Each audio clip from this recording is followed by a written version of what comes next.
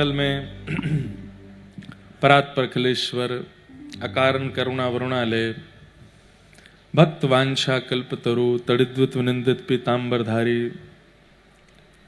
श्री बालकृष्ण लाल की प्यारे द्वारिकाधीश जी की शब्दमयी वाणीमयी वांगमयी प्रतिमूर्ति हम आप सबके मध्य में विराजमान श्रीमद् भागवत महापुराण को बारंबार प्रणाम।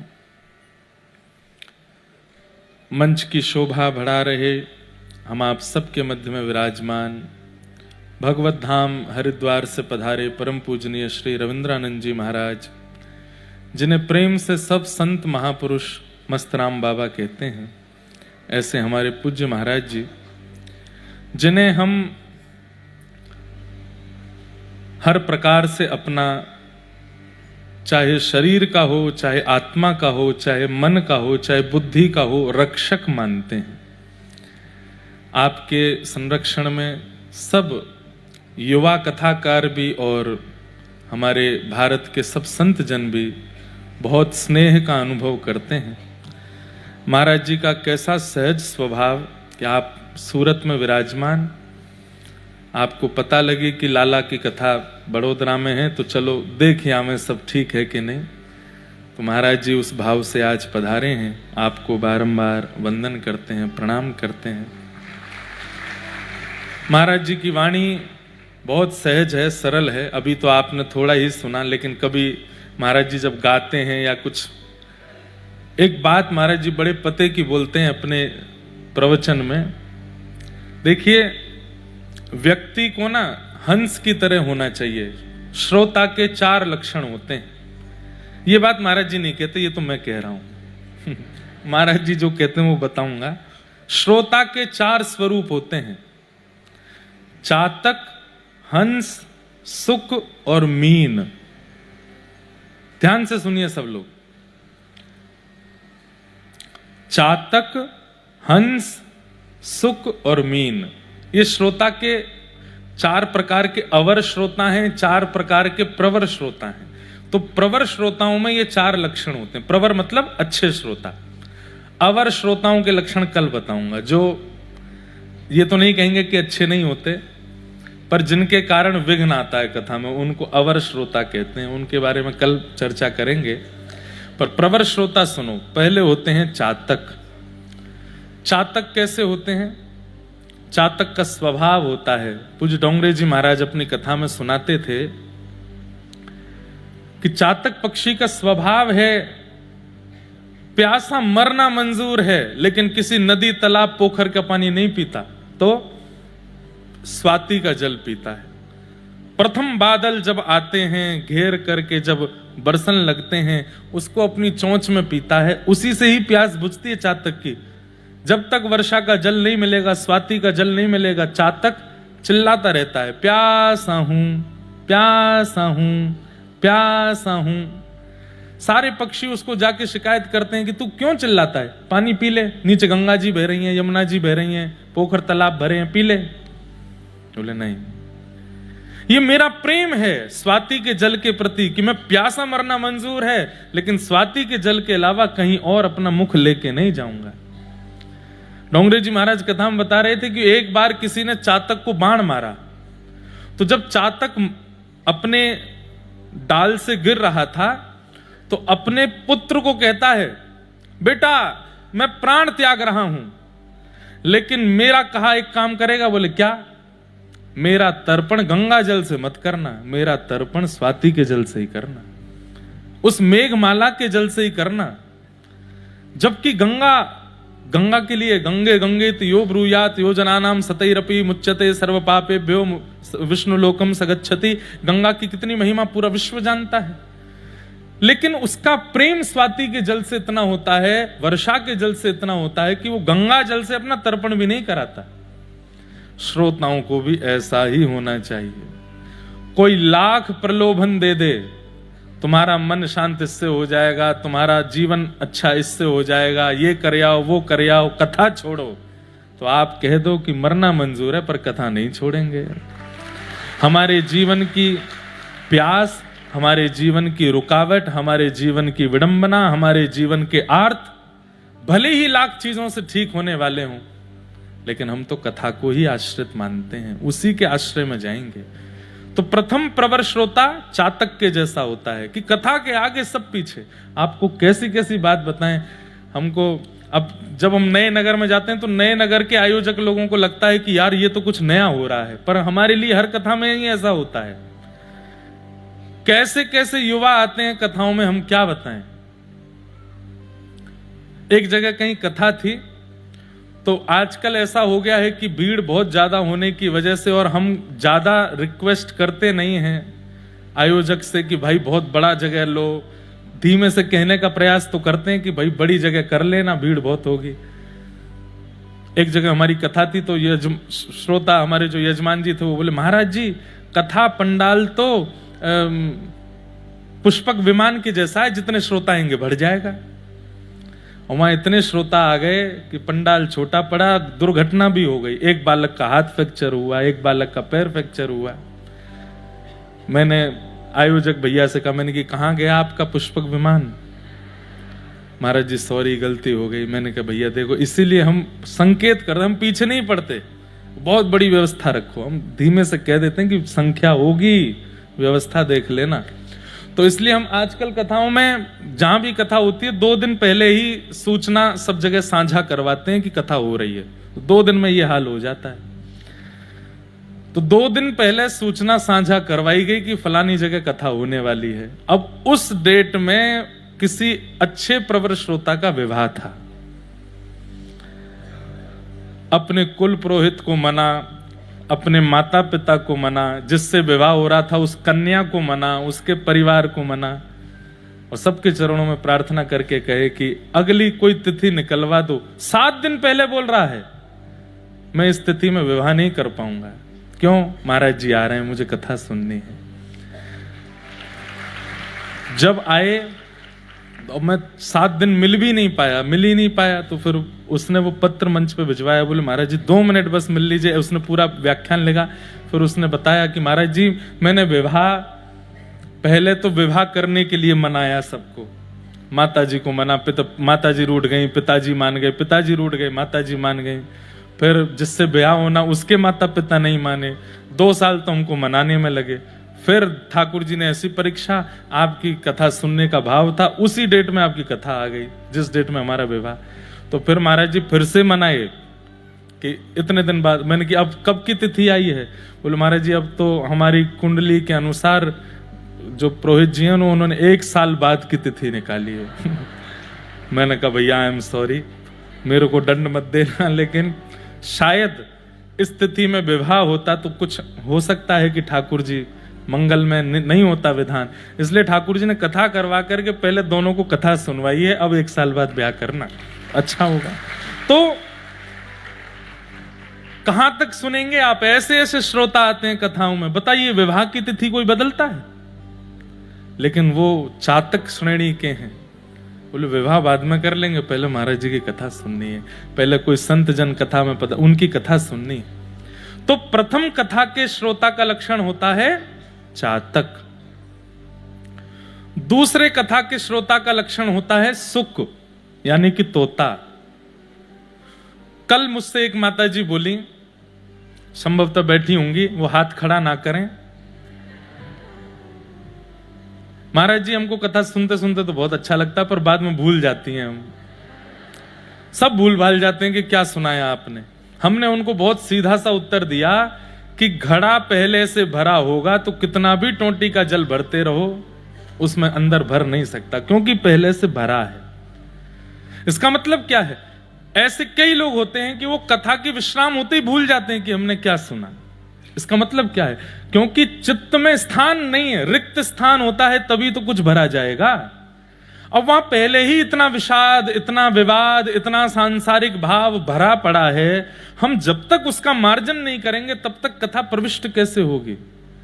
इसलिए कथा में प्रारंभ में कीर्तन क्यों कराया जाता है? ताकि आप करताल बजा करके, नृत्य करके, झूम करके, बाहर से जो जो लेकर के आए हो उसकी विस्मृति हो, वो निकल जावे, ताकि कथा विराजे। हम सत्य बता रहे हैं, इतना भूल करके भी बैठा कीजिए कथा में कि मैं कौन हूं, तभी आपके जीवन में कथा समाहित हो सकती है। ये पता है मेरा मित्र आने वाला है, उसको मुझे यहां बैठाना है, और मैं उसकी जगह घेर के बैठा हूं, उसको इशारे करके बुलाना है। बीच कथा में जब बाहर किसी को व्यवस्था में सौंप रखा है कि जैसे ही कीर्तन होगा मैं उठ के आऊंगा, वॉशरूम के बहाने चाय तैयार रखना, 2 घूंट पी के आ जाऊंगा। ऐसे ऐसे लोग भी होते कथा में। ये सब बातें आपको याद हैं तो फिर कथा कहां से चित्त में विराजे? कथा तो तभी विराजेगी जब आपके हृदय रूपी घट को आप पूर्ण रूपेण रिक्त कर दोगे, स्वच्छ कर दो, सब निकालो। कितना टर्नओवर है, कौन सी जाति के हो, नाम क्या है, कितनी कमाई है, कौन सी गाड़ी में आए हो, कथा के बाद कहां जाना है, कथा से पहले कौन, अरे ये तक भूल जाइए कि अगल बगल में कौन बैठा है, पत्नी है, पति है, बच्चे हैं, सब भूलिए। इतना रिक्त करके जब हृदय को बैठेंगे तब कथा विराजमान होती है। और ये बात आप कहें कि मैं मनगढ़ंत कह रहा हूं तो मैं आपको भागवत जी का स्पष्ट प्रमाण दे दूं, दे ही देता हूं, क्योंकि लोग बागों का कुछ पता नहीं, वो अपने मन से बोल रहे हैं। जहां पर भक्तों का वर्णन करते हैं, श्रीमद् भागवत में एक संवाद आता है, नव योगेश्वर संवाद। उस पर कथा हम बद्रीनाथ में कर चुके हैं एक बार, बहुत सुंदर है। 9 योग, और वो यहीं द्वारिका में ही हुआ है, क्योंकि वसुदेव जी महाराज को नारद जी महाराज ये संवाद सुनाते हैं। तो वहां पे भक्तों का वर्णन पूछते हैं कि श्रेष्ठ भक्तों का लक्षण क्या है, तो वो कहते हैं सर्वभूतेषु यः पश्येत् भगवद् भावमात्मनः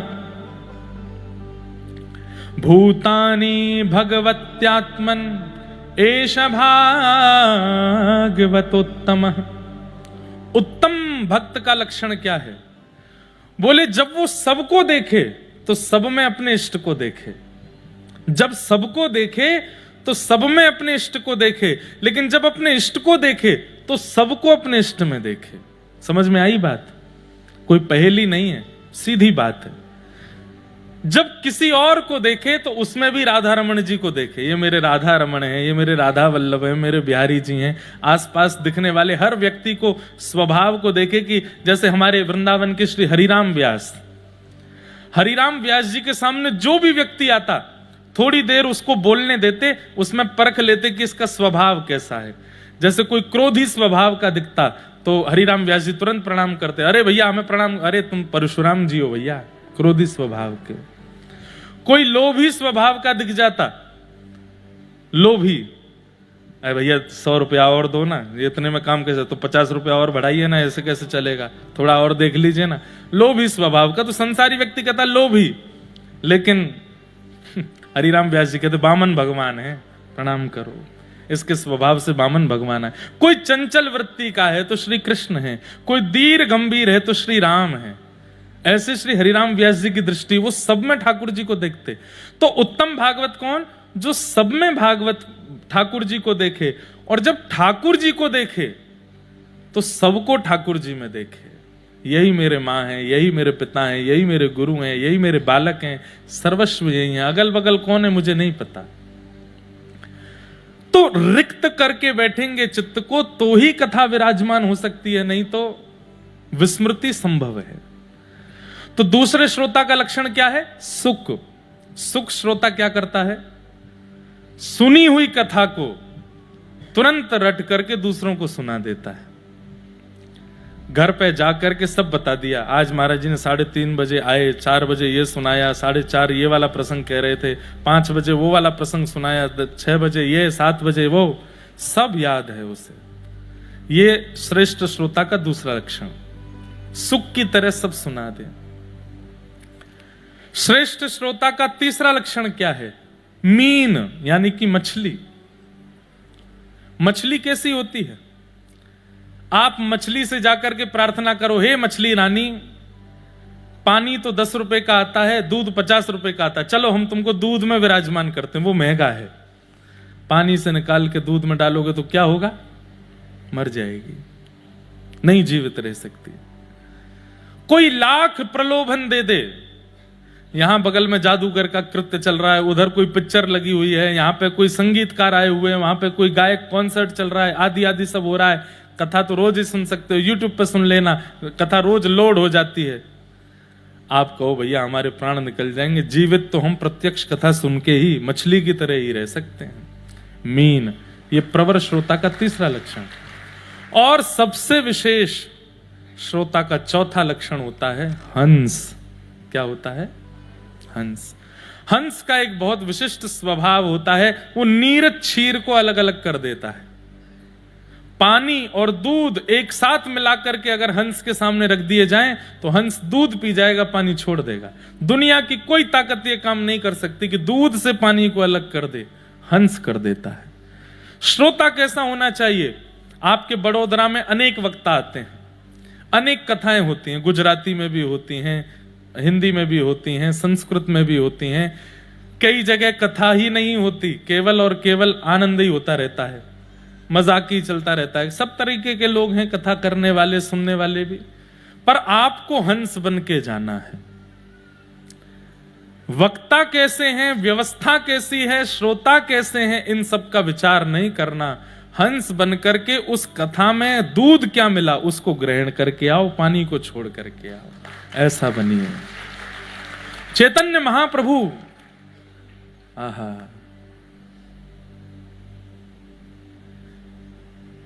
दोनों भुजा उठा करके जब कथा में पहुंचे, एक कथा उनका नियम था, जहां कहीं भी कथा चल रही होती थी, ठाकुर जी का सत्संग चल रहा है, महाप्रभु जी का नियम था, चाहे आगे का कार्यक्रम मेरा भले ही डिले हो जाए, कथा में 2 मिनट के लिए जाते थे और सबसे पीछे जाके बैठ जाते और पीछे बैठ करके कथा बस दोनों भुजा उठा के अश्रुपात करते। कोई प्रसंग चल रहा है वो रोते ही रहते थे पूरी कथा में।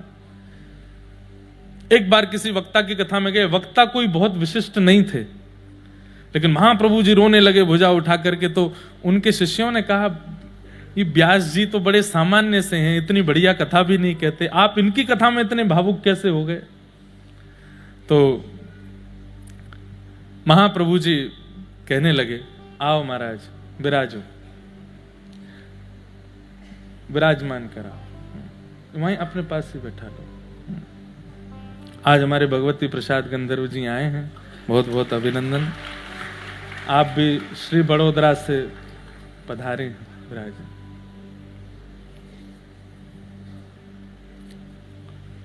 तो क्या निवेदन कर रहा था मैं? कहां था?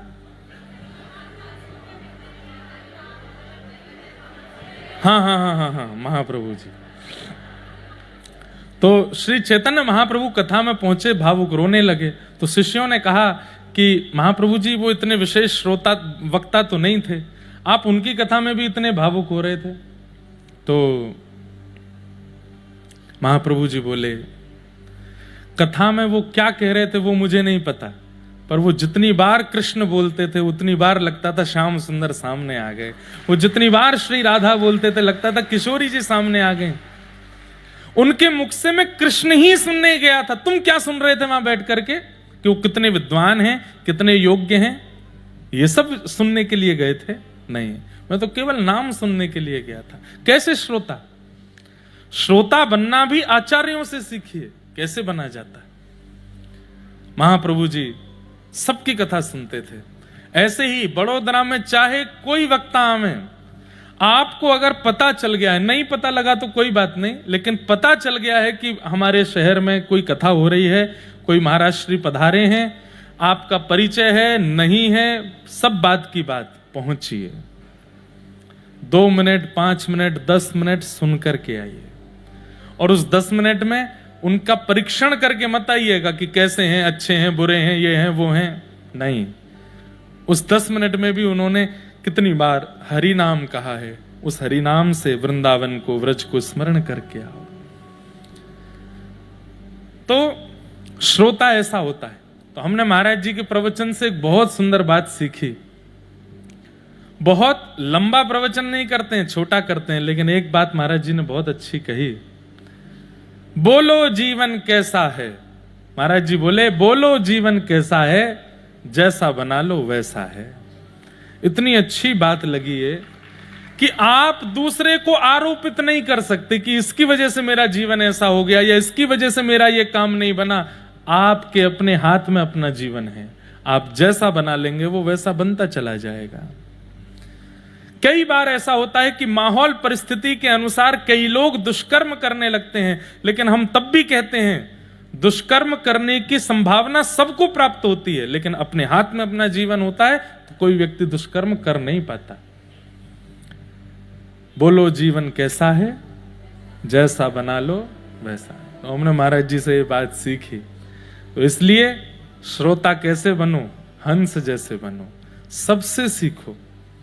आज हमको केजरीवाल जी आए, बड़े हैं, इतनी कथाएं का अनुभव है, आज हमको डांट रहे थे, महाराज जी आपका जो है दिनचर्या बिल्कुल ठीक नहीं है, आप रात में इतना भाग दौड़ करते हैं, सोते भी नहीं हैं, और क्या कहते हैं लोगों से मिलने में इतना व्यस्त हो जाते हैं, कभी कहीं। हमने कि हम क्या करें, इकलौते हैं हम, अपने ही इकलौते हैं। अब मुझे सब जगह जाना भी है, सब देखना भी है। अब कोई संत महात्मा तो है नहीं, हम गृहस्थाश्रमी है, तो वहां घर का भी ध्यान रखना पड़ता है।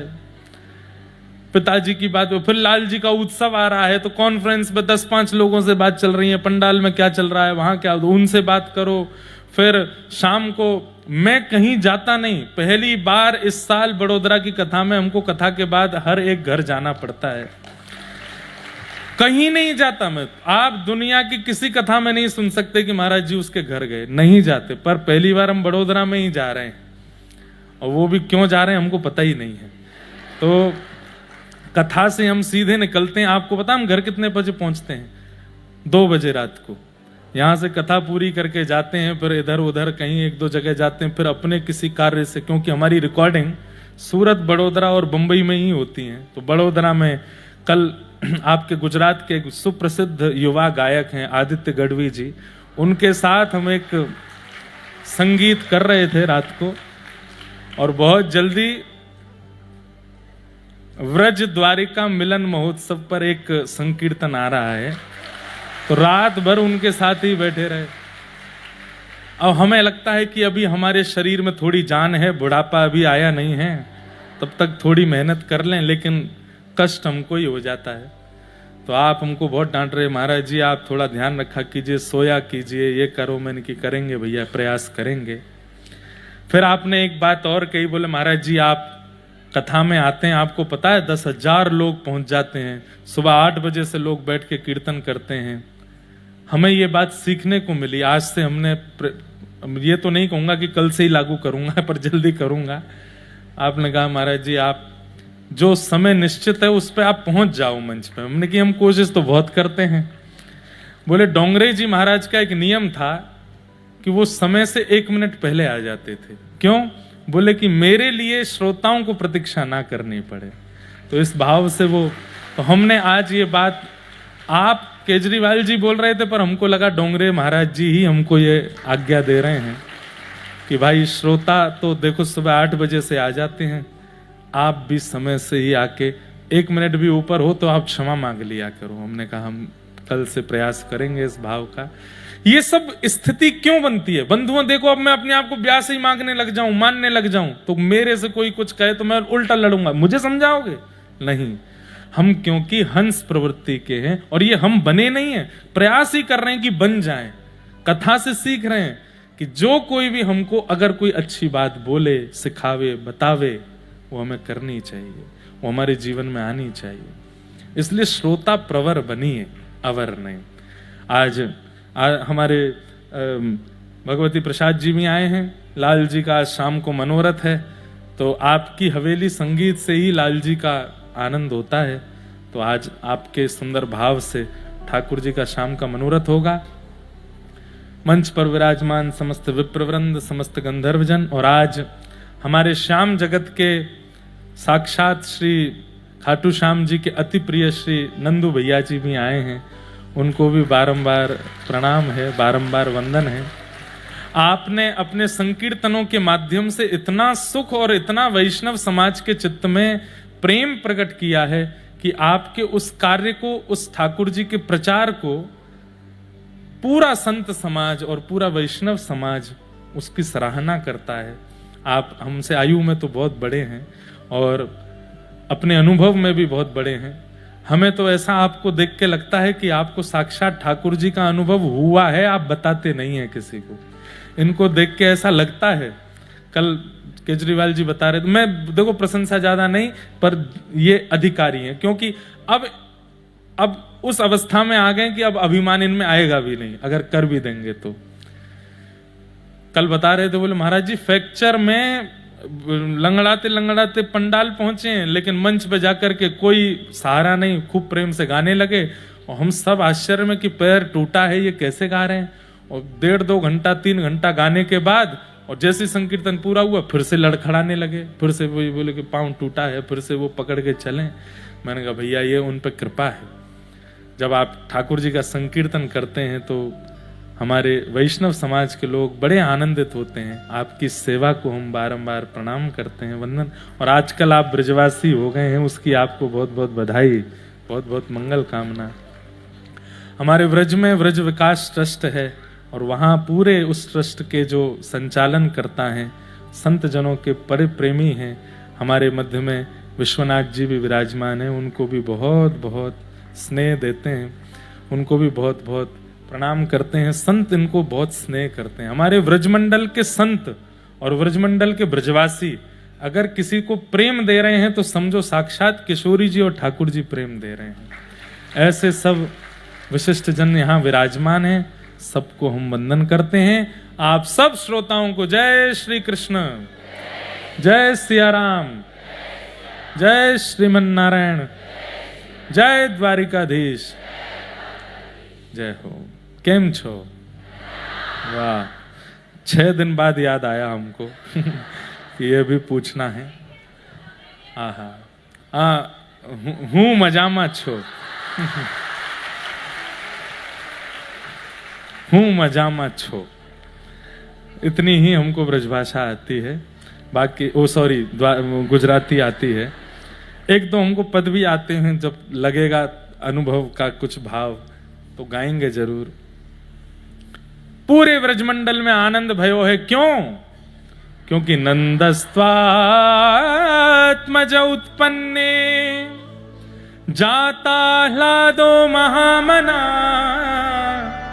आहूय विप्रान वेदज्ञान स्नातः सुचिरलंकृतः वाचयित्वा स्वस्तेनम्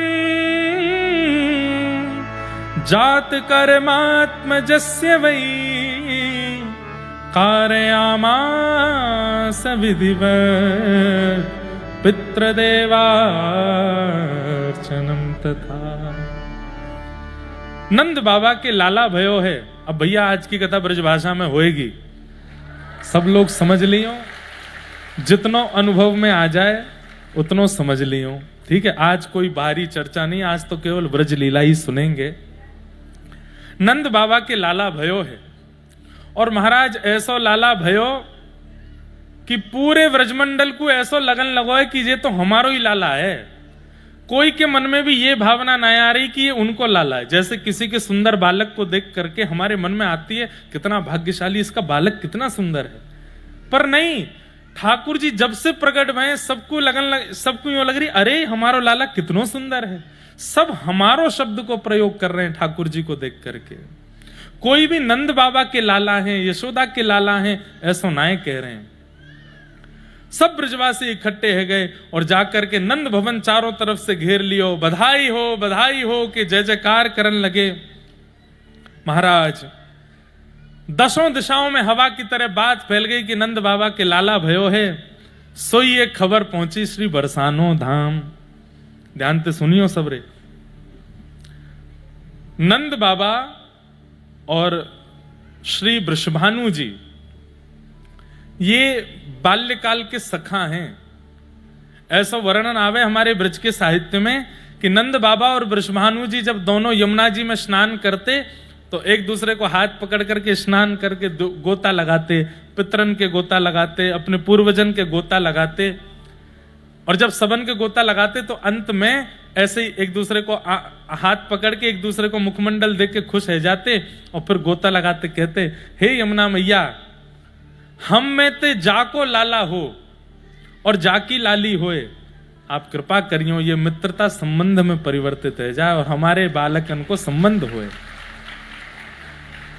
बस प्रतीक्षा कर रहे हैं, वहां वृषभानु जी प्रतीक्षा कर रहे हैं, या तो हमारे लाला है जाए, उनके लाली है जाए, या उनके लाला हो हमारी लाली है जाए, कछु तो हो।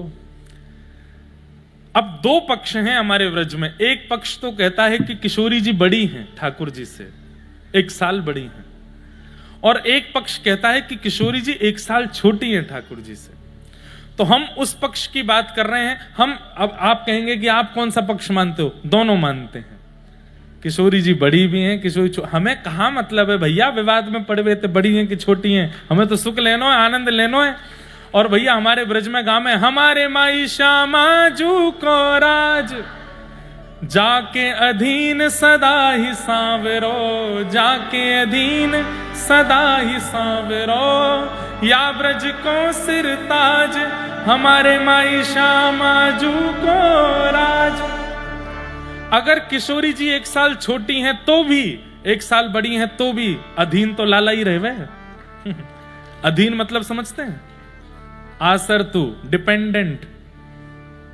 ठाकुर जी इंडिपेंडेंट नहीं है, डिपेंडेंट है। कौन पे? श्री जी पे, सदा उनके अधीन रहे मैं। अब वह पक्ष में अगर मैं ज्यादा जाऊंगा ना तो वो फिर बरसाने में सुनियो, वहीं सुनाऊंगा। ये अधीनता को पक्ष तो वहीं कहो जाएगा। द्वारिका की भूमि है, रुक्मणी आदि सब मुंह मारवे आ जाएंगी। ज्यादा श्री जी को पक्ष मत लो, यहाँ पे विचार करके बोलो, हम बैठी हैं। वैसे एक बात आपको बताएं, द्वारिका में अगर हमारी किशोरी जी का सबसे बड़े भक्त कोई है तो वो 2 हैं। नाम बताऊं? पहले श्री उद्धव जी और दूसरे श्री रुक्मणी जी। ये बात कई लोगों के अनुभव में नहीं है। पहले तो कृष्ण की ही उपासना करती थी, लेकिन जब से कुरुक्षेत्र में श्री जी का दर्शन किया है श्री रुक्मणी जी ने, तब से उनके मन में, बुद्धि में, विचारों में केवल श्री जी विराजती हैं। कथा आती है कि शाप लगा, रुक्मणी जी को 12 वर्ष का वियोग दिया गया। अब वो द्वारिका प्रसंग आएगा तब मैं कहूंगा। 12 वर्ष के लिए ठाकुर जी से दूर रहने का शाप लगाया गया। और ये शाप की खबर जैसे ही किशोरी जी को पता चली, भेंट द्वारिका समुद्र के बीच में श्री रुक्मणी जी विराजती थी और इतना विरह में रहती थी कि ठाकुर जी के बगैर हम कैसे रहें। उस समय किशोरी जी की, उस समय रुक्मणी जी की पग पग पर, पल पल पर, क्षण क्षण पर यदि किसी ने रक्षा की है तो वो हमारी किशोरी जी ने की है। किशोरी जी ही अंतर्भाव से वहां प्रकट होकर के, किशोरी जी व्रत छोड़ करके केवल कुरुक्षेत्र गई और कहीं नहीं गई, बाकी अंतर्भाव से, सूक्ष्म भाव से नित्य द्वारिका में रुक्मणी जी को कृष्ण विरह से संभालने के लिए किशोरी जी पधारी। वो एक अलग विषय है, सुनाऊंगा कभी। तो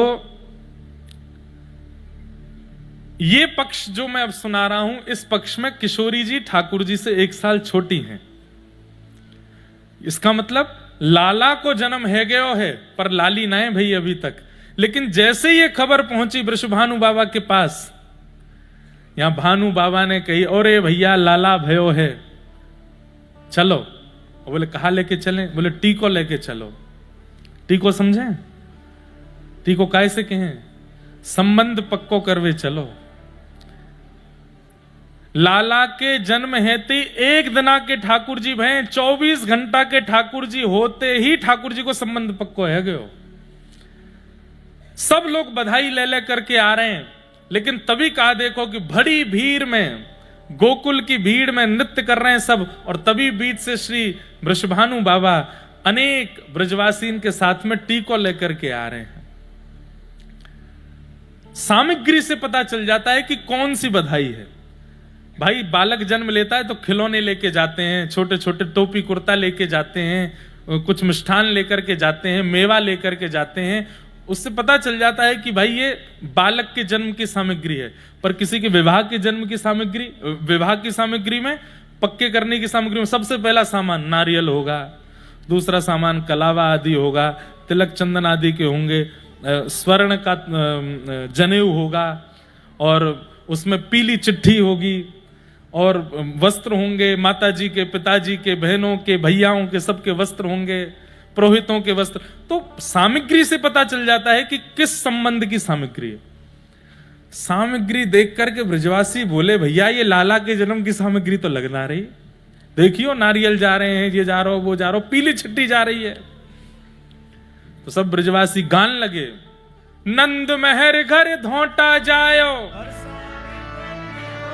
आप लोग कहियो बरसाने से टीको आयो, नंद महर घर धोटा जायो, नंद बाबा के लाला जायो। हे नंद महर घर धोटा जायो, यशोदा जी ने लाला जायो। हो नंद महर घर धोटा जायो, हे नंद महर घर धोटा जायो। अब तो महाराज बाहर ब्रजवासी कहने लगे, बोले बधाई हो बधाई हो बधाई हो। बोले काय की बधाई? बोले लाला के जन्म की बधाई तो कल तक की, अब तो भैया की बधाई है रही है। ब्रह्मांड में पहरो ऐसो बालक भयो, 24 घंटा जन्म लेते ही ब्याह हैरो है। अटारी पर खड़े नंद बाबा ने जैसे ही देखे वृषभानु बाबा टीको लेकर के आ रहे, भाई बधाई गब रही है, नाच रहे हैं, झूम रहे हैं, सब उत्सव मना रहे हैं, यहां तक तो बात ठीक है। पर नंद बाबा मन में सोच रहे हैं, बोले टीको लेके आ तो गए पर लाली तो भई ना है अभी। मतलब दुल्हा को टीको कर रहे हैं, पक्की करवे आ गए, पर दुल्हन तो है ही ना है, अभी तक लाली तो भई ना है। नंद बाबा नीचे आए, वृषभानु जी ने अपने अंग से भर दिए, नेत्रन में आंसू भरे हैं। बोले जय हो समधी जी की जय हो, अरे मेरी समधन यशोदा मैया की जय हो। नंद बाबा संकोच में, बोले आपको भी बहुत बहुत बधाई और सब, लेकिन मैं एकांत में आऊं ना, एक बात करनी है आपसे एकांत में। बोले कहा बात है? बोले देखो आप इतनी सामग्री लाए, टीको कर रहे हैं लाला को, एक दिना के लाला को टीको है गो, गले में सोने की चेन पहनाई है महाराज, वहां में पद्मराग के कंगन पहनाए हैं, मणि लगी है, पामन में पाजेब पहनाए, वारे दुल्हा राजा। एक दिना के लाला को ऐसो दुल्हन जैसो श्रृंगार कियो है, आकर के सब सामग्री भेंट चढ़ाई है। पर नंद बाबा बोले भानु बाबा टीको तो आपने कर दियो, पर लाली तो भी है ना, है बहू तो भी आई ना है, आप पहले ही टीको करके कैसे जा रहे हैं? कोई संभावना है का? और कहीं आप टीको कर गए और है गो लाला बरसाने में तो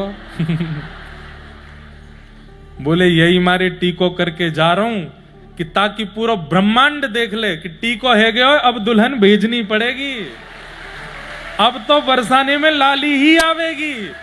बोलो वृषभानु दुलारी की। इतने ब्राह्मण, इतनी गऊ, साक्षात श्री यमुना जी और आप जैसे व्रज के राजा, आप सबन की साक्षी में लाला को टीको भयो है। अब आप सबकी जिम्मेवारी है, प्रार्थना करो कि अब बरसाने में लाली ही आवे ताकि ये संबंध निभे। सब ब्रजवासियों के नेत्र सजल हो गए। नंद बाबा ने वृषभानु बाबा को अपने हृदय से लगा लियो और मानो श्री वृषभानु जी सब ब्रजवासी को सौंप करके गए। बोले भैया मेरो टीको खाली नहीं जानो चाहिए, सबरे आज से अब प्रार्थना में लग जाओ कि बरसाने में लाली आवे। आहा, 1 वर्ष तक ब्रजवासी हमारे के में 6 महीना तक उत्सव मनतो रहो, 1 साल तक उत्सव मनतो रहो। ये 1 साल तक उत्सव, लाला के जन्म को उत्सव तो 2 ही दिना भयो है, तीसरे दिनाते तो उत्सव बस प्रतीक्षा को है रो कि अब बरसाने में बधाई बननी चाहिए और वहां लाली आनी चाहिए। ठाकुर जी की जन्माष्टमी भई और जन्माष्टमी के ठीक 1 महीना बाद अरे बरसाने बजत बधाई, जैसे ही खबर सुनी है महाराज गोकुल में नगाड़े बजन लगे, थाली बजन लगी, सब बोले है गई है गई है गई है गई है गई। कल कह रहे है गयो है गयो है गयो। नंद बाबा बोले कहा भाई कहा भाई? बोले अरे आपके लाला को टीको सफल भयो, बरसाने में लाली भई है। नंद बाबा तो अपने लाला को लेकर के झूमन लगे। मैया तो सहरो लिया ही लाला को पहना दियो। 1 साल को लाला सहरा में थे, देख रो सबन ने बाहर, वाह भैया आनंद दे रो है। हाँ हाँ, यशोदा मैया लाला को गोद में लेकर के और खूब सारी सामग्री में बैलगाड़ी में सजा करके गए हैं बरसाने। बरसाने में जाकर के जैसे ही स्वर्ण, आहा, एक छंद सुनाऊं। आपके गुजरात में छंद बहुत गाते हैं ना, और यहीं की धुन में सुनाते हैं। अच्छा, मुझे कल पता चला जब गायकों के बीच में बैठा था, बोले महाराज जी हमारे गुजरात के बड़े बड़े गायक सब जगह जाने में आनंद करते हैं, पर बड़ोदरा आने में थोड़ा डरते हैं। बोले यहाँ के श्रोता सामान्य नहीं है, नेक में ही गलती निकाल देते हैं। मैंने कि भैया मैं तो 5 दिन से ऐसे ही कर रहा हूं, मैंने तो सोची ना। बोले कि बड़े बड़े गायक जब बड़ोदरा आते हैं तो बड़ोदरा आके बड़े ध्यान से, क्योंकि गलती नहीं हो जाए। बोले यहाँ ये संगीत की भूमि है, एक से एक संगीतकार, एक से एक श्रेष्ठ जन यहाँ कथा सुनने आते हैं और संगीत के। मैंने भैया मैं तो बावड़ो से बन के कर रहा हूँ 5 दिन से कथा, मुझे तो पता ही नहीं यह बात की। तो हमारे व्रज में एक महापुरुष गाते हैं, बस एक पंक्ति में ही पता चल जाएगी कि बरसाने की स्थिति कैसी है।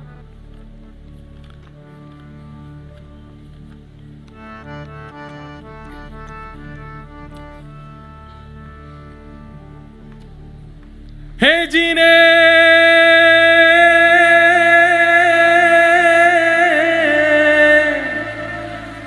प्रगटी श्री राधा रूप अगाधा, सब सुख साधा नावे, मुनि प्रेम अगाधा मेटन बाधा, लकीरई लोज लटावे। ब्रज घर घर माई बटत बधाई, सब मिल मंगल गावे। कीरत बड़ भागी अति सुख पागी, पुरजन करत बधाई। सुर नर मुनि हर से सुमन ही बर से, चढ़े विमानाए। भय चित्र से ठाड़े लख सुर बाड़े, बाजे विविध बजावे। शब्द सुनिए क्या हो रहा है ब्रजमंडल में। नारद सनकादि शिव ब्रह्मादि, भृगुआदिक मुनि जेते। इंद्रादिक जे जहाँ सुन करते तहाँ, आए सजन समेत। सब मिलकर जोरे करत निहोरे, जय जय भानु दुलारी।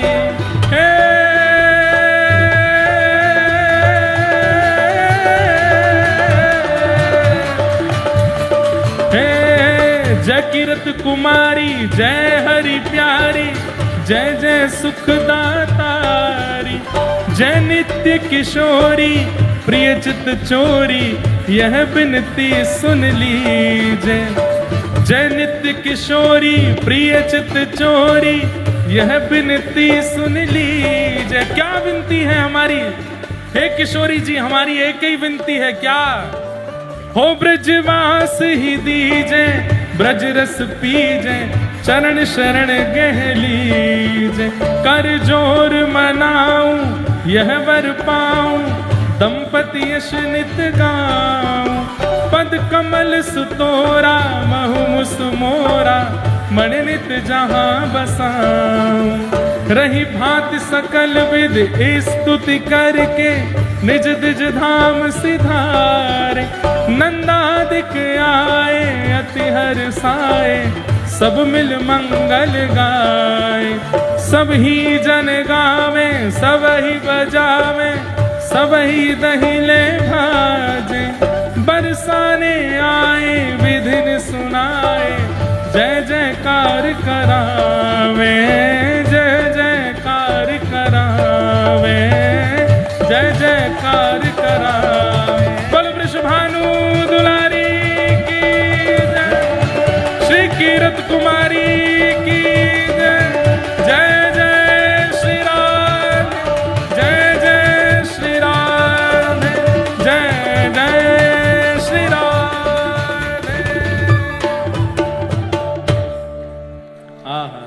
बधाई हो। अब ने कहा दी हम पे आवे, यहाँ को जो पैटर्न है सुनने गायो है, कितना सुंदर भाव है इसमें। प्रगटी श्री राधा रूप अगाधा, सब सुख साधा नावे, गुण प्रेम अगाधा मेटन बाधा, लकिरहि कोटि लजावे, ब्रज घर घर माई बजत बधाई, सब मिल मंगल गावे, कीरत बड़ भागी अति सुख पागी, पुरुजन करत बधाई। सुर नर मुनि हर्षे, सुमन ही बरसे, चढ़े विमाना आए। और किशोरी जी को देख के क्या हुआ, बोले भय चित्र से ठाड़े, देख करके ऐसा लग रहा कोई चित्र रखा है क्या। जब नंद बाबा बरसाने पधारे तो बरसाने की जो सिड्डी हैं उन पर ब्रह्मादिक सब देवता खड़े थे। उनको देख करके नंद बाबा के मन में विचार आयो, है सके कि ये सजावट के रूप में पुतला खड़े कर रखे हैं। पुतला समझते हैं, पुतले जैसे खड़े कर रखे हैं।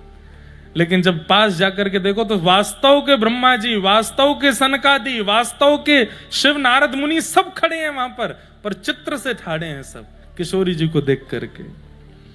और सब मिलकर जोरे करत निहोरे, जय जय भानु दुलारी, जय कीरत कुमारी, जय हरि प्यारी, जय जय सुखदातारी, जय नित्य किशोरी प्रिय चित चोरी, यह विनती सुन लीजिए।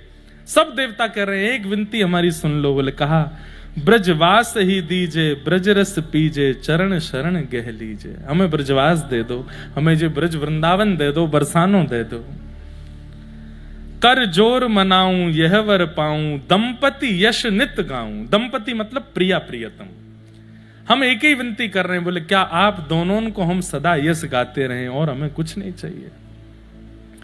महाराज नंद बाबा के मन में थोड़ी सी एक भावना आ गई कि हमने लाला को ऐसो उत्सव कियो, ब्रह्मांड में ऐसो उत्सव नहीं भयो होगो। लेकिन आज भानु भवन में जाकर के जब किशोरी जी को उत्सव देखो है तो महाराज नंद बाबा भी एक बार को है गए कि हे यशोदा, लाला को उत्सव भी फीको सा लग रहा है लाली के उत्सव के आगे, ऐसा उत्सव। अरे कहां तक कहें, बरसाना क्षेत्र में जितने बादल हैं उन बादलों का रंग भी केसरिया हो गया है। इतना अबीर गुलाल केसर उड़ाया गया है किशोरी जी के प्राकट्य पर। यशोदा मैया ऐसे दिव्य दिव्य रत्न आभूषण मणि माणिक सब लेकर के गई हैं। लेकिन जैसे ही किशोरी जी को पलना में झूलते हुए देखा, यशोदा मैया नंद बाबा से बोली कहां दूं या लाली को। बोले इतने मणि माणिक लेके आए। बोले तुम स्वयं देख के बताओ, या कि रूप माधुरी को देख करके लग रहा है कि वो मणि माणिक स्वर्ण आभूषण आदि लायक हैं, तुच्छ से लग रहे हैं सब लाली के रूप के आगे। बंधुओं, जन्म लेने के बाद 2, 4, 10 दिन तक बालक का रूप नहीं आता, वो सामान्य से ही लगता है। सब बालक एक जैसे ही लगते हैं। अगर 2, 4 बालक एक साथ जन्म लें और एक साथ उनको धर दिया जाए, उनकी मैया नहीं पहचान पाए मेरो कौन सा। कॉम्प्लेक्शन अलग हो सकता है, बाकी रूप एक जैसे ही होते हैं। लेकिन एक दिन की लाली को देख करके ये विचार करनो कि मणि माणिक कौस्तुभ मणि आदि सब फीकी हैं, तो सोचो कि जन्म लेती किशोरी जी कितनी सुंदर होंगी। अष्टदल कमल जैसा सुंदर पलना है और वहां के बीच में किशोरी जी लेटी हैं। जैसे ही श्री नंदरानी जी ने देखो, सब सामग्री फीकी लग रही हैं। नंद बाबा तो कह रही मेरो तो मन ही ना है हेरो कछु भी लाली पे चढ़ावे को, इतनी सुंदर है लाली, या के समान हम कछु लेके ही नहीं आए हैं। सोई गोद में यहां कमर पे लटके हुए लाला, धीरे ते मैया खुजाने लगे, बोले मैं हूं ना रत्न। 1 साल के लाला मैया को खुजाने लगे, बोलना तो जाने नहीं है। मैया ने जैसे ही लाला देखे, नंद बाबा तो बोली मिल गए रत्न। बोले कौन सा? मेरे हृदय को नील रत्न, याते बढ़िया रत्न नहीं मिलेगा। अरे वृषभानु बाबा, अरे कीर्ति मैया, आज आपकी लाली को दिव्य रत्न मोह दिखाई, आज लाली को जन्म भयो है तो एक रत्न दे रही। बोले कहा? ठाकुर जी गोद में लिए 8 बार किशोरी जी के ऊपर उसार करके और उन्हीं को श्री चरणन में पधराए दियो। बोले युगल जोड़ी सरकार की। आहा, जैसे ही ठाकुर जी बगल में पधराए हैं, आकाश से पुष्प वर्षा है लगी। महादेव दौड़े ढांडी बन करके। कौन बन के? सबरी बात यही सुना दूंगा तो बरसाने में कहा सुनाऊंगा मैं। और फिर वहां ढाणी लीला हुई। ढाणी कौन है? बोले जब मंगल होता है घर में तो मांगने वाले आते हैं। ढाणी वो नहीं होते जिनको आप सोच रहे हो, ये दूसरे होते हैं। तो महादेव ढाणी बन के आए। ये सब लीला बरसाना उत्सव में होंगे और ढाणी बनकर के फिर वो मांगते हैं। और क्या मांगते, कैसे मांगते, वो सब प्रसंग वहां होगा। इस प्रकार हमारे किशोरी जी को जन्म भयो है और श्री लाल जी के साथ में किशोरी जी विराजमान भी हैं। ऐसे अद्भुत दृश्य को देख करके एक मन में पद आवे। आप सब लोग भी वह पद को गा करके मेरे साथ दोनों प्रिया प्रियतम को प्रणाम करो। बसो मोरे नैनन में यह जोड़ी, बसो मोरे नैनन में यह, बसो मोरे नैनन में यह जोड़ी, बसो मेरे नैनन में। हाँ बसो मोरे नैनन में यह जोड़ी, बसो मोरे नैनन में। कैसी जोड़ी? सुंदर श्याम कमल दल लोचन, सुंदर श्याम कमल दल लोचन। जो नहीं गावेगो वाकू अपने बगल वाले की सौगंध है।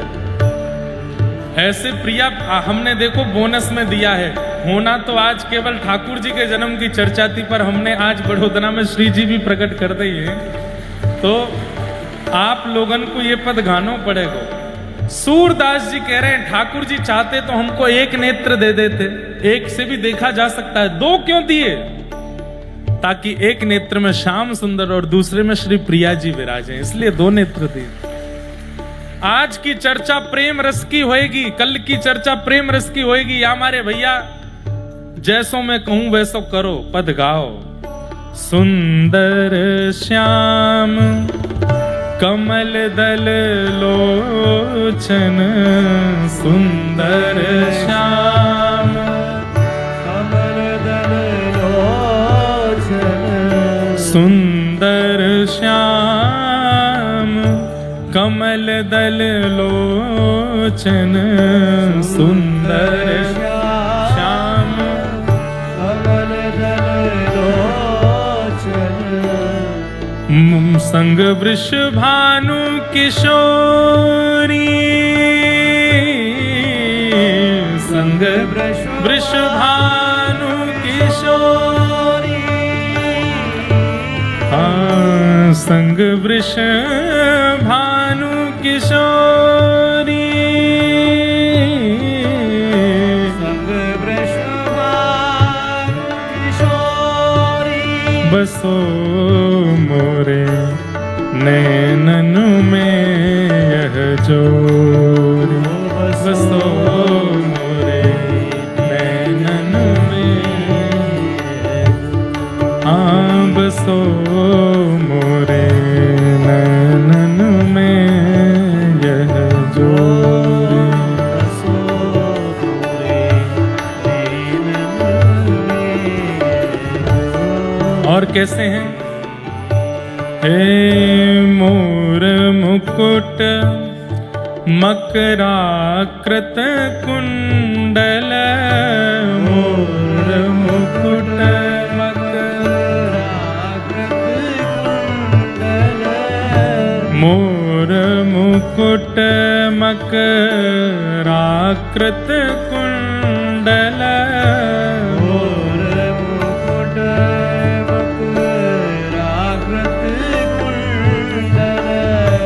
पीतांबर झक झोरी, पीतांबर झक झोरी। हे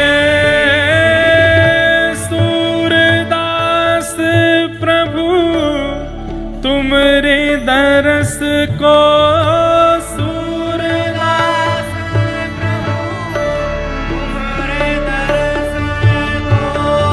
सूरदास प्रभु तुमरे दरस को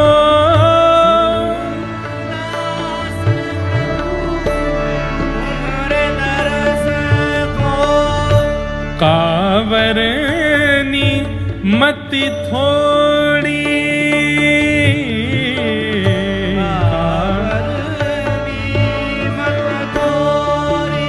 बसो मोरे नैनन में यह जोड़ी बसो मोरे नैनन में यह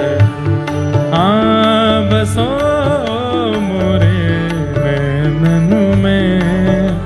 यह जोड़ी बसो।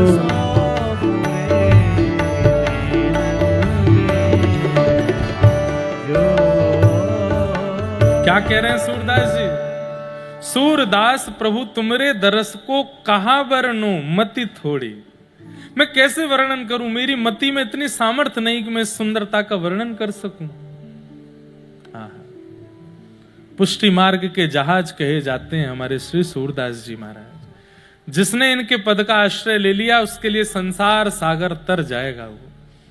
ऐसे हमारे आज बड़ा आनंद हुआ। आज हम सुबह आपके बड़ोदरा में विराजमान हमारे श्री कल्याण राय जी की हवेली गए थे और वहां के आचार्य चरण पूज्य श्री द्वारकेश लाल जी महाराज और उनके दोनों कुमार श्री आश्रय जी और शरणम कुमार अभी थोड़ी देर में आ रहे हैं कथा में भी। आज उनके साथ भी सानिध्य प्राप्त हुआ और आज वहां कल्याण राय जी के प्रथम बार दर्शन किए और वहां बैठ कर के ठाकुर जी को 2 पद सुनाए राजभोग में। कितना सुख कितना आनंद मिला। और आज के दर्शन का एक अद्भुत भाव था वहां, जो पुष्टि मार्गी होंगे उन सबको पता ही होगा। आज ठाकुर जी को बसंत अब आवे वारी है। ठाकुर जी को धीरे धीरे होली के समीप तो ठाकुर जी को याद दिलावे के काजे। अब गुलाल तो लगा ना सके तो श्वेत वस्त्र में ही वैसे छींटा जैसे वो कढ़ाई में ही बने हुए और बिल्कुल स्वर्ण के आभूषण जैसे होली पर ठाकुर जी धारण करें वैसा श्रृंगार। इतने सुंदर आज दर्शन करके मन आनंदित है गयो। हमारे सब परंपरा बंधुओं आधुनिक हैं। सब परंपरा ठाकुर जी से प्राप्त कराती हैं। आप चाहे हरिवंश परंपरा में, हरिदास परंपरा में, रामानुज परंपरा में, रामानंदी परंपरा में, श्री वैष्णव वल्लभ कुल परंपरा में, सब परंपराएं ठाकुर जी को प्राप्त कराती हैं। और हम तो सब परंपराओं को प्रेम से स्वीकार करते हैं, चाहे हरिवंशी हो, हरिदासी हो, वल्लभ कुल हो, रामानंदी, रामानुज, सब परंपराओं में हमें हमारा उद्देश्य क्या है? ठाकुर जी प्राप्त करने हैं हमें। तो जा रास्ता तो मिल जाएंगे, बातें जामेंगे, जासों प्रीति बढ़ेगी वासों जाएंगे। तो ऐसे भाव हैं। तो अभी महाराज श्री आज गोवर्धन उत्सव है तो मैंने निवेदन किया कि आज आप पधारें और प्यारे गिरधर लाल जी को तो थोड़ी देर में वे भी पधारेंगे। हमारे श्री गंधर्व जी तो आए हैं, इनके भाव भी हम आज सुनेंगे। कथा में आज थोड़ा विलंब होएगा, हैं? बैठे रहिए। हमसे तो सब बोल रहे, बोले आप 10 बजे तक करो, एक भी उठ के नहीं जाएगा। पर मैं तो 10 बजे तक कर लूं, पर 10 बजे के बाद जहां जहां जानो तो मैं तो लौट के 4 बजे आऊंगा ना। या हमारे में तो 7 बजे ही विश्राम कर दूं। तो ठाकुर जी को मंगल उत्सव है रोए। 6 दिना बाद गोकुल में पूतना आई। हमारे चित्त में ठाकुर जी प्रकट हो जाएंगे तो प्रकट होने के बाद अगर किसी दुर्भाव की आने की आशंका है तो वो है पूतना। आप भक्ति मार्ग पर आ गए, आपने भजन करना प्रारंभ किया, तो सबसे पहले जो बाधा के रूप में आपकी भक्ति को रोकने के लिए आएगी वो आएगी पूतना। ये जितने राक्षस आ रहे हैं ये सब पड़ाव हमारे जीवन में आते हैं। सबसे पहला आता है पूतना का। पूतना का स्वरूप क्या है? अपवित्रता। पूत मतलब पवित्र, ना मतलब नहीं। जो पवित्र नहीं है उसको पूतना कहते हैं। कई बार ऐसा देखा जाता है वैष्णव जन रूप स्वरूप से और पहनावे से शिखा आदि रख करके, तिलक आदि लगा करके पवित्र वैसे तो हो जाते हैं, पर मानसिक पवित्रता उनकी नहीं बन पाती। और मानसिक अपवित्रता किसको कहते हैं? सब लोग इधर देखो, ध्यान से सुनो। मानसिक अपवित्रता किसको कहते हैं? मन से आप अपवित्र कैसे हो? दूसरों के दोष और गुण का चिंतन जब आप करने लगते हो, अरे ये तो ऐसा है, ये तो वैसे हैं, ये तो विचार, यहीं से आपके चित्त में अपवित्रता आ जाती है। हम ये कहते हैं कि सामने वाला आपके सामने अपवित्र स्थिति में है तो भी आप उसमें दोष ना देखो, ये वैष्णवता होती है। हमारे रामानुज संप्रदाय में एक प्रसंग आता है। दक्षिण भारत में एक भक्त हुए, उनका नाम था धनुर्दास। क्या नाम था? धनुर्दास। अपनी पत्नी में इतने आसक्त थे, उनकी पत्नी इतनी सुंदर थी, इतनी सुंदर थी कि जब वो बाजार जाती थी तो धनुर्दास छतरी लगा के चलते थे पत्नी के ऊपर।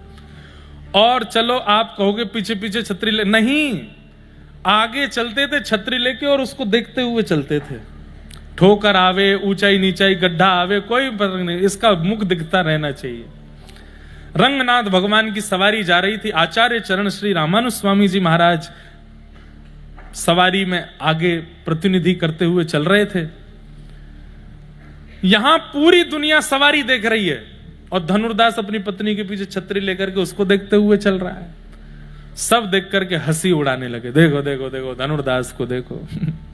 पूरी दुनिया रंगनाथ जी को देख रही है, ये इसका अब भी ध्यान पत्नी, इतने ढोल नगाड़े पुष्प वर्षा हो रही है, पालकी में ठाकुर जी जा रहे हैं, तब भी पत्नी को देखना नहीं छोड़ रहा है। सबने दोष देखा, लेकिन आचार्य चरण के चित्त में पता है क्या आया? इसमें देखने की ललक तो है, पर संसार की जगह अभी ठाकुर जी को दिखाना है। इसमें देखने की उत्सुकता तो है, पर अभी संसार को देख रहा है। जिस दिन ठाकुर जी को देख लेगा, ये औरों से पहले ठाकुर जी को प्राप्त कर लेगा। हम आचार्य कैसे, अगर हमने वो काम नहीं किया तो? सब शाम को जब यात्रा आदि संपन्न हुई तो स्वामी जी, रामानुज स्वामी जी महाराज ने बुलवाया, धनुर्दास को बुलाओ। सबने जाकर के धनुर्दास जी से कहा कि आपको रामानुजाचार्य जी बुला रहे हैं। आए। रामानुजाचार्य जी बोले, आज हम सवारी में देख रहे थे, तुम निकले थे आगे से, इतने ढोल नगाड़े सब बज रहे, सवारी निकल रही है, तुमने एक बार भी ठाकुर जी की ओर नहीं देखा, पत्नी में इतने आसक्त। धनुर्दास बोला, क्या करूं, इतनी सुंदर है वो, उसके नेत्र ऐसे, उसकी नासिका ऐसी, उसके होठ ऐसे, वो हंसती है तो ऐसा लगता है, उसके केश ऐसे, उसका रंग ऐसा, वर्ण ऐसा। रामानुजाचार्य जी बोले, अगर मैंने तुम्हारी पत्नी से भी सुंदर तुम्हें कुछ दिखाया तो? धनुर्दास बोला, मैं दावे से कहता हूं मेरी पत्नी से सुंदर दुनिया में कुछ नहीं है। रामानुजाचार्य जी बोले, अगर मैंने दिखा दिया तो? बोले, तो मैं वचन देता हूं जीवन भर उसी को देखूंगा जिसको आप दिखाओगे। आप दिखा के दिखाओ, मेरी पत्नी से सुंदर कोई नहीं होगा। रामानुजाचार्य जी बोले, हाथ पकड़ो चलो। रंगनाथ भगवान शेष शैया पर पौढ़ा नाथ। रामानुजाचार्य जी ने जाकर के वंदन किया और प्रणाम करते हुए ठाकुर जी को कहा, हे नाथ, आप सदा पौड़े रहो, सदा आनंद करो, आपकी सुख की बात है, लेकिन आज मेरे ऊपर बात आई है।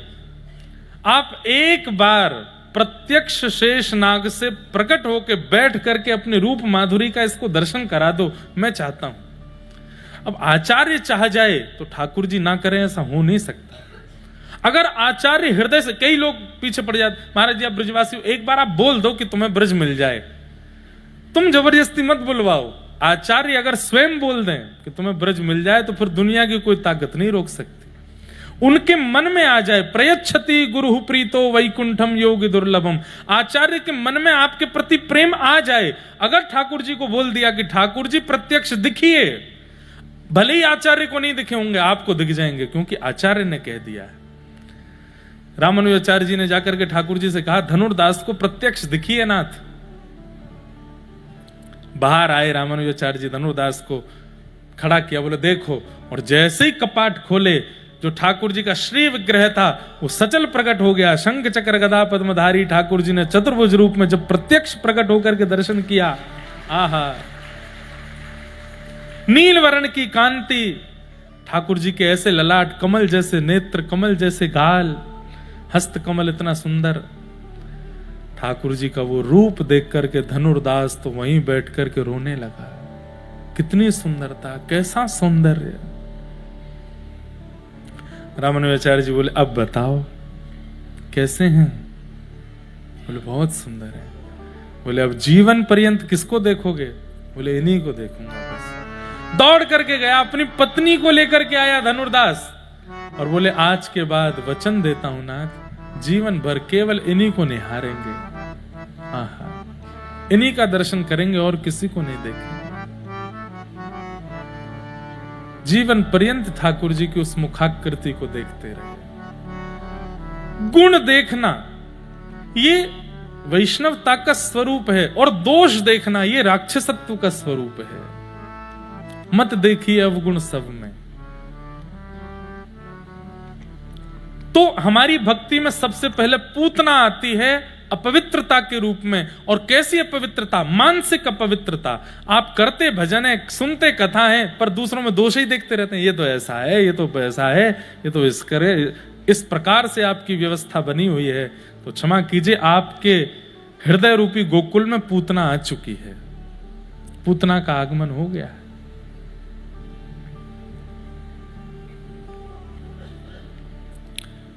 पूतना आई, सब मोहित हो गए पूतना पर। लेकिन जैसे ही पूतना ठाकुर जी के समीप पहुंची, यशोदा मैया ने गोद में दिए।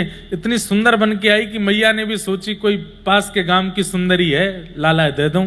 अरे मैया ने तो बहुत आगे तक सोच ली। मैया तो पूछने लगी, अरे तेरी कोई लाली है? वो तू इतनी सुंदर है तो लाली भी सुंदर ही होगी, तो अपने लाला की न बात चलाए लूंगी। पूतना बोली, नहीं नहीं, हम अभी कोई है जाए तो मुझे सबसे पहले बताइयो। पूतना बोली, मैं आपके लाला को गोद में लाऊं? बोले हाँ हाँ ले, जरूर ले। ठाकुर जी बोले, रुक जाए यशोदा मैया, अभी सास को मुंह दिखाऊं तो है।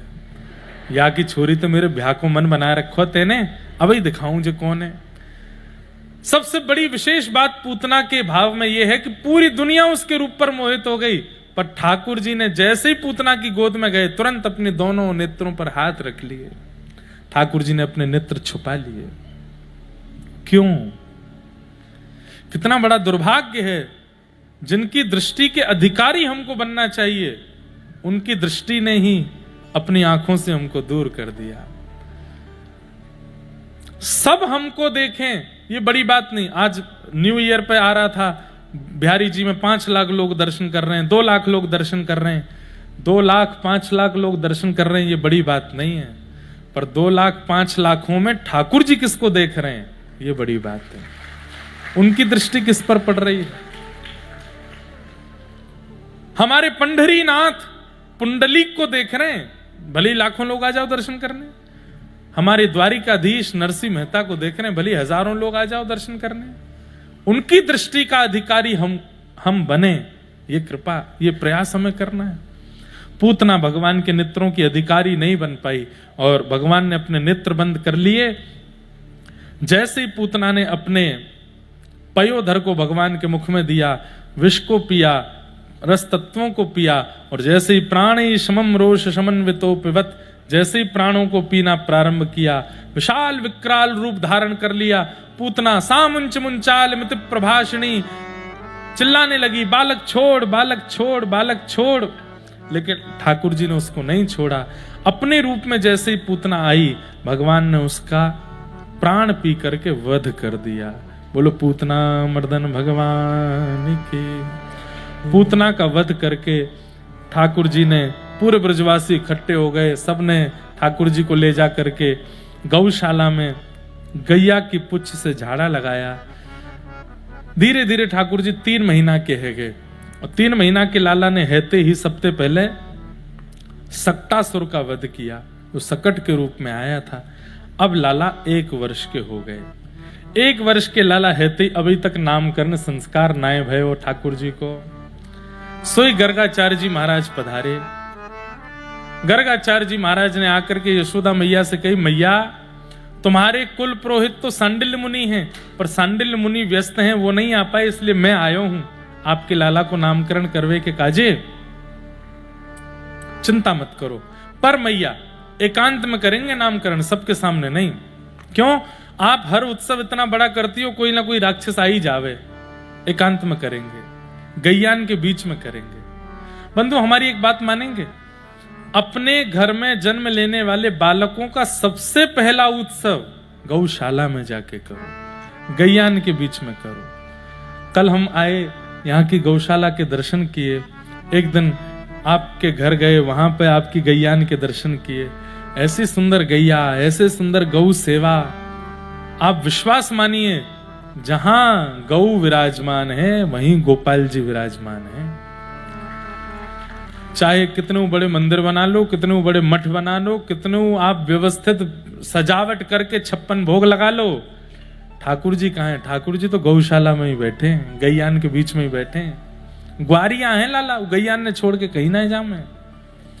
इसलिए कहीं जाएं चाहे ना जाएं, गौशाला जरूर जाओ, गैयान के बीच जरूर जाओ, गौ सेवा जरूर करो।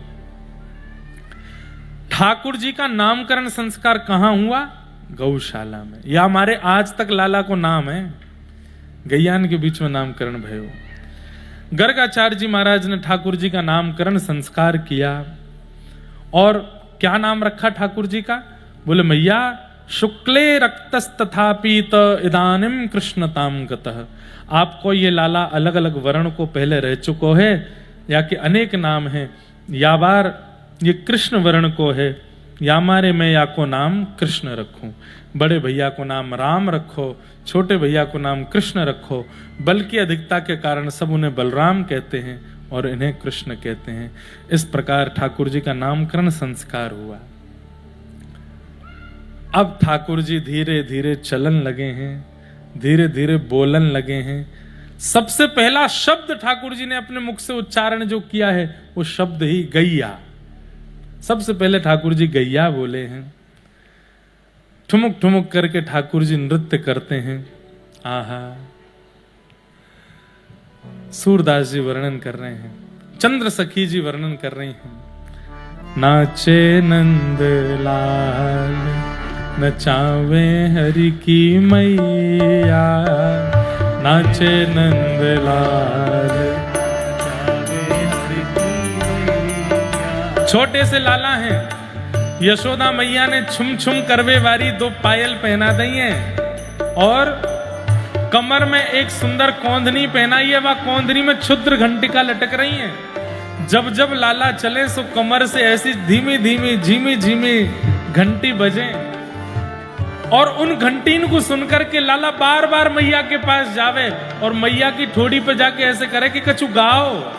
और मैया जब गावे तो ठुमक ठुमक करके लाला नृत्य कर रहे हैं और हमारी ब्रज की चंद्र सखी जी वह भाव को गा रही हैं।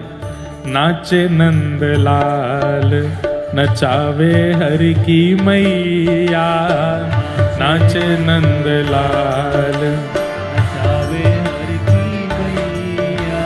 नचावे हरि की मैया, नचावे प्रभु की मैया, नचावे हरि की मैया, नचावे प्रभु की मैया, नचावे हरि की मैया, नचावे प्रभु की मैया, नचावे हरि की मैया, नचावे प्रभु की मैया। हे नाचे नंदलाल नचावे हरि की मैया, नाचे नंदलाल नचावे हरि की मैया, नाचे मदन गोपाल नचावे यशोदा मैया,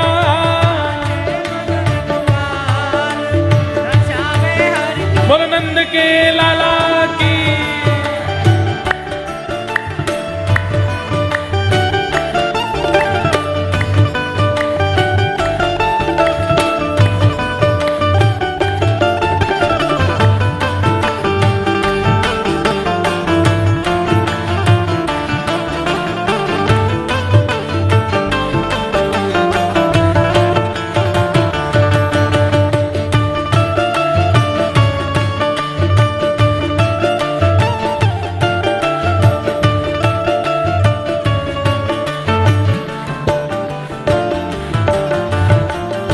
माता जी हमारे सन्मुख नाच रही हैं, इनकी गोद में इतने से हम खेले हैं, छोटे से इनकी गोद में ऐसे ही नाचे हैं। जो भाव यहाँ चल रहा है ना, वो सब इनके संग हुआ है।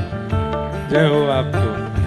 दूध न पीवे लाला, दही न खावे, दूध न पीवे लाला, दही न खावे, दूध न पीवे लाला, दही न खावे, दूध न पीवे लाला।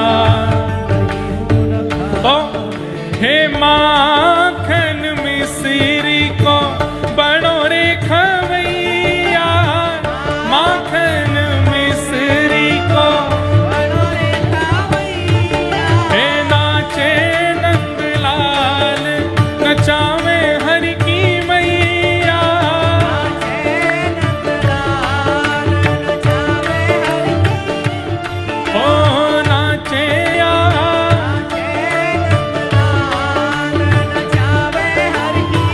और टोपी न पहरे लाला, फेंटा न बांधे, टोपी न पहरे लाला, फेंटा न बांधे, टोपी न पहरे लाला, फेंटा न बांधे, टोपी न पहरे लाला, हाँ टोपी न पहरे लाला, फेंटा न बांधे, टोपी न पहरे लाला। मैया यशोदा मैया सब गोपीन को बता रही है, बोले टोपी भी ना पहरे, फेंटाऊ ना बांधे, कहा करे मैया।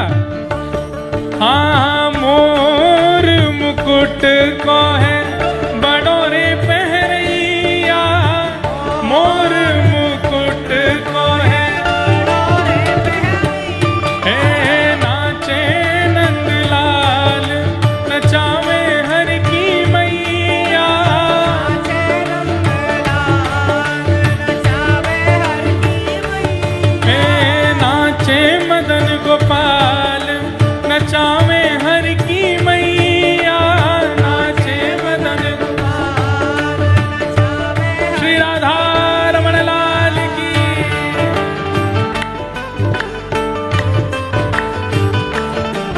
नंद के लाला की।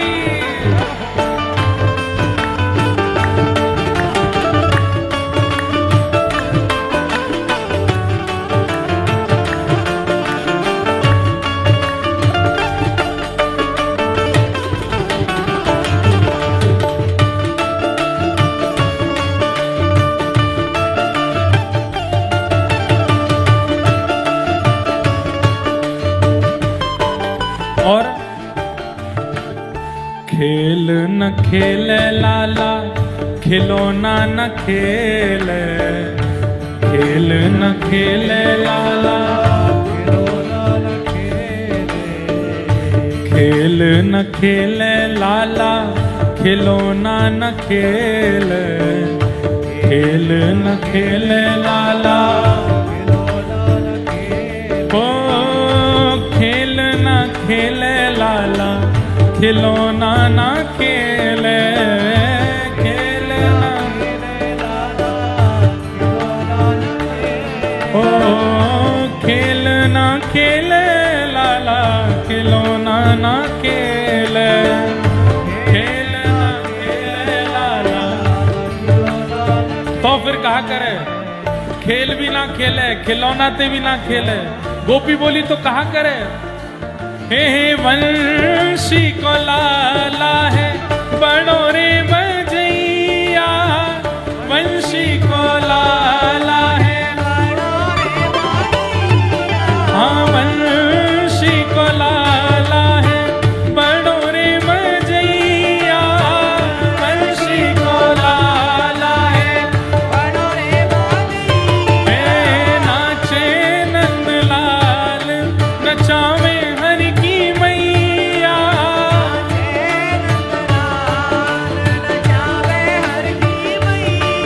हे नाचे मदन गोपाल, नचावे हरि की मैया,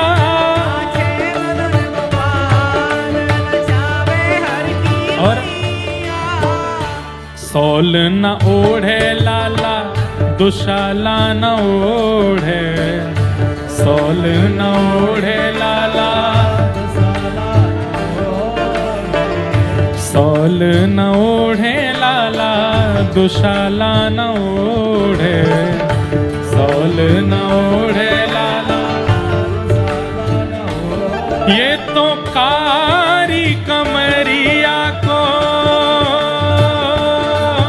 हाँ कारी कमरिया को बड़ोरे उड़ैया, कारी कमरिया को,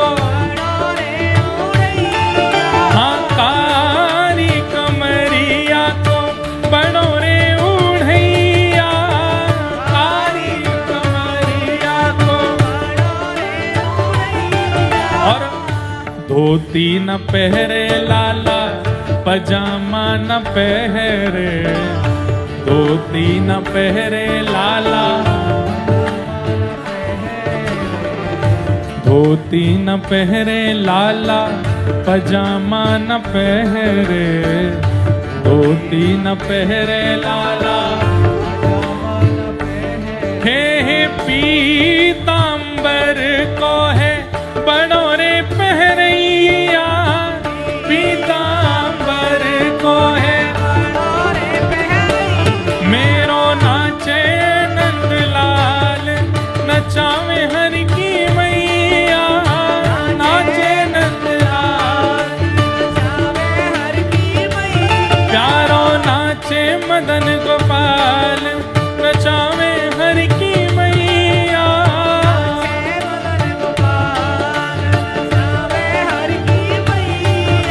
नचावे हर की मैया, नचावे यशोदा मैया, नचावे हर की मैया, नचावे हर की मैया, नचावे यशोदा मैया, नचावे हर की मैया। नाचे नंदलाल, नचावे हर की मैया,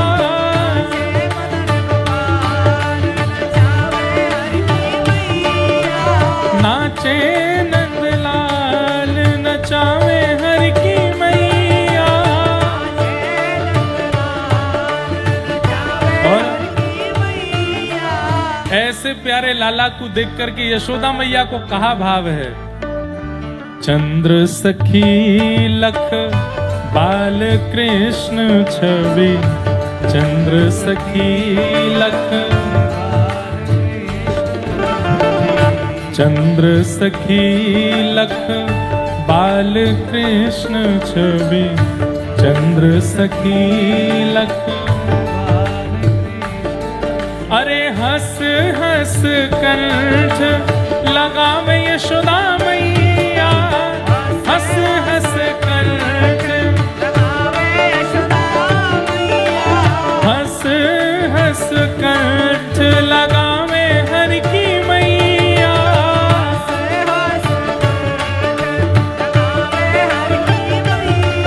हे नाचे नंदलाल, नचावे हर की मैया,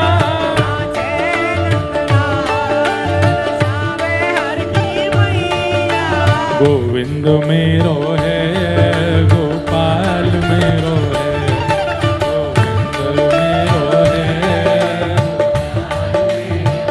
हो मेरा बांके बिहारी नंदलाल मेरो है,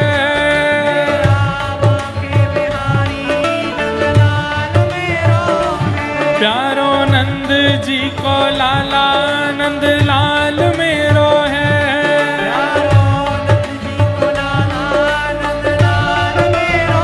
हे प्यारो यशोदा दुलारो गोपाल मेरो है, प्यारो यशोदा दुलारो गोपाल मेरो है, प्यारो नंद जी को लाला गोपाल मेरो है, प्यारो नंद जी को लाला गोपाल मेरो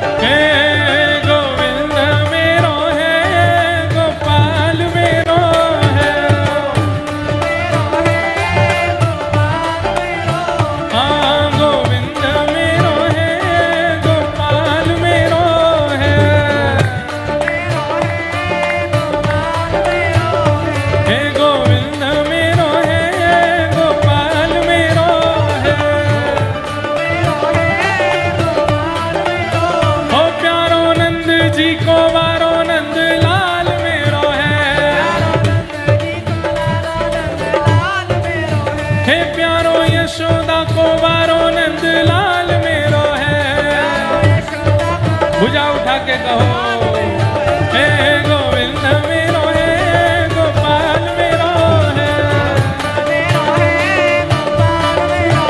हे गोविंद मेरो है, गोपाल मेरो है, हे गोविंद मेरो है, गोपाल मेरो है, हे गोविंद मेरो है, हाँ गोविंद मेरो है, हे गोविंद मेरो है, गोविंद मेरो है, गोविंद मेरो है, गोविंद मेरो है, हे गोविंद मेरो है, हे गोविंद मेरो है, हाँ गोविंद मेरो है, हे गोविंद मेरो है। जय जय श्री राम, जय जय श्री राम, जय जय श्री राम।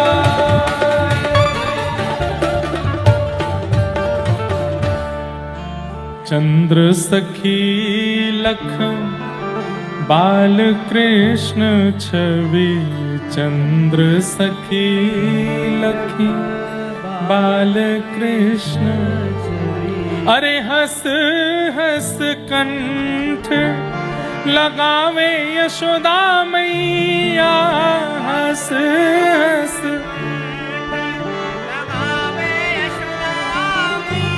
अरे नाचे मदन गोपाल, नचावे यशोदा मैया, नाचे मदन गोपाल।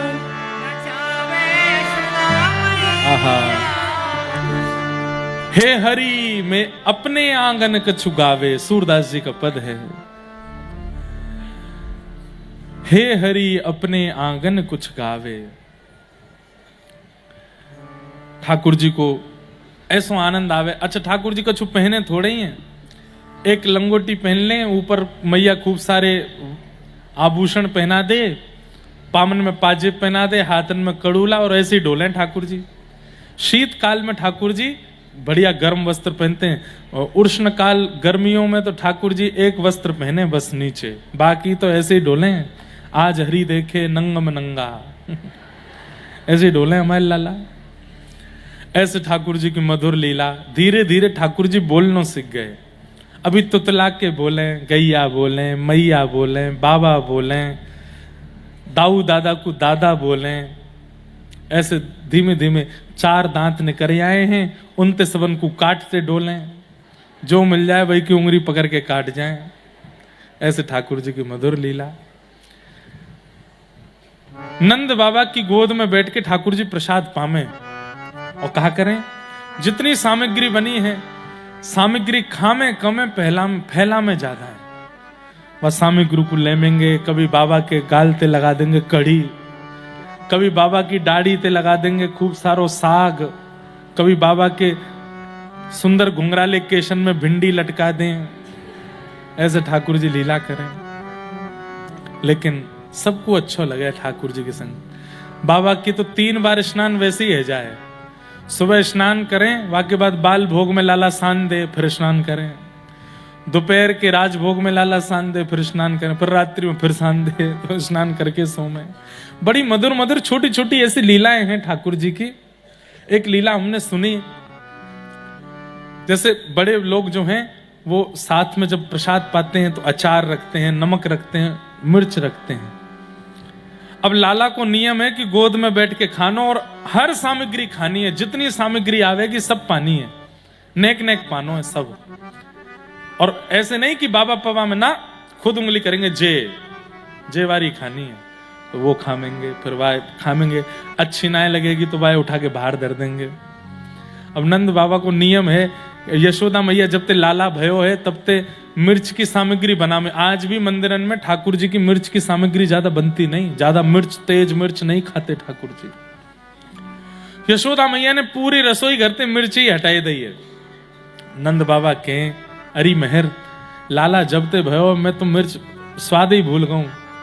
बोले एक काम करे करो, आप अलग से मिर्च खा ले करो, रोटीन के संग में हरी मिर्च ऐसे खा ले करो।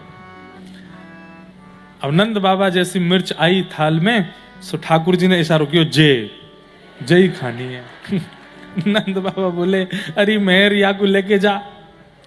ठाकुर जी रात भर रोए, सोए ही नहीं। बोले कछु मीठो हो मोह पवायो नहीं, मोते दूर कर दियो। यशोदा मैया बोली, आप बिना मिर्च के प्रसाद पाले करो। अब कहेंगे कहाँ करें, तो पीछे पड़ जाए। 2 दिन बाद तो ठाकुर जी भूले, नहीं तो बार बार कहें वो हरी वारी मिठाई लाओ। 1-1.5 महीना बाद नंद बाबा बोले, अरे मेहर मुंह को तो बड़ी इच्छा हुआ मिर्च की, और कहा करूं लाला के मारे पाऊं। तो एक काम करेगा, रोटीन के नीचे छुपा के ले आए कर, लाला की इधर उधर नजर जाएगी तो पाई लूंगा। रोटीन के नीचे मिर्च धरी है। अब नंद बाबा देखें, लाला जैसे इतकू देके सुई लेके ने खा ले, फिर धर दें भीतर। इतने में ही ठाकुर जी को नेक दिख गई। ठाकुर जी बोले, अगर मैंने कही जे तो बाबा देंगे तो नहीं, बाबा ते मांगूंगा नहीं, खुद ही झपट के खा लूंगा। सोई काकियो ठाकुर जी ने बढ़िया मौको पायो, और जैसी लगी कि बाबा इधर उधर जलपान आदि कर रहे हैं, जल पी रहे हैं ऊपर से, इतने में ही ठाकुर जी ने हाथ मारो और मिर्च लेकर के सीधे पूरी मुंह में घप कर गए। और जैसे ही दोनों दांतन ते चबा चबा के पाई महाराज, खाई मिर्च लाला ने, लेकिन सांस चली गई नंद बाबा की। अरे मेहर जल्दी आ, जल लेके आ। कहा भयो। अब जब कोई मिर्च पहली बार लग जाए ना, तो 2-4 मिनट तक तो बोले ही नहीं पाता व्यक्ति। ठाकुर जी के मुंह में जैसी मिर्च लगी, लाल पड़ गए, पसीना यहां से निकले, आंसू यहां से निकले, और जो रोए सो रोए। अपनी जीभ पकड़ करके ठाकुर जी रो रहे हैं, मैया मेरी जीभ पजर गई, मेरी जीभ पजर गई। हमारे ब्रज भाषा में जलवे ते कहें पजरनो। कैसे कहें पजरनो? जलवे से। कहा भयो भैया, ओहो लगी तो ना मैया, हैं सो तो ना गई। कुर्सी गिर गई, टूट गई। अरे भैया इतना वजन तो लगना रो मैया को। विराज जाओ कोई भैया।